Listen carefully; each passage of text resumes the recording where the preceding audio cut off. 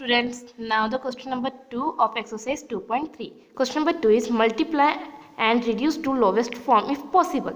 Okay, if possible then we have to reduce it to its lowest form. First we have to multiply.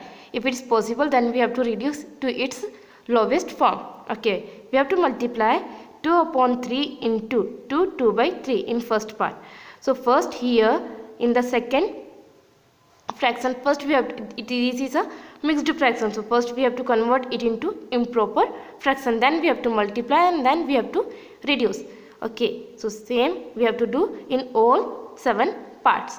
Let's find the solution of question number 2.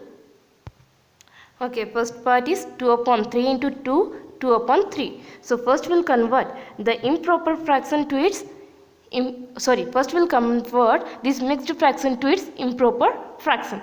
So how to convert? Multiply the denominator by the whole. So 3 into 2 is 6 and add the product with the numerator. So 6 plus 2 is 8. So 8 upon 3. So this is an improper fraction. What is improper fraction? An improper fraction is where the denominator is less than the numerator. Denominator is less than the numerator. Now we have to simply multiply. So 2 into 8 is 16 and 3 into 3 is 9. Can we reduce to its simplest form? No, it is not possible because 16 and 9 are not a common factor of any number. Means 16 and 9 are not a multiple of a common number. That's why we can't cancel them. We can't reduce these numbers, this fraction. So the simplest form of 16 upon 9 is 16 upon 9. Now the second. Okay, 2 upon 7. Second part is 2 upon 7 into 7 upon 9. So 2 upon 7 into 7 upon 9. So 2 into 7 is 14 and 7 into 9 is 63. We can cancel this 14 upon 63 by 7. 7 2s are 14 and 7 9s are 63. Answer is 2 upon 9. This is the first method to solve this. Or second method is 2 upon 7 into 7 upon 9. Here if a number is in its numerator and denominator, then we can cancel it in the when we have to find its product. Then also if it is a sign of positive or negative here, then we can't cancel this 7 by 7, but here the sign of product, so we can cancel this numerator 7 by this denominator number 7. So 7 cancel out. What will remain?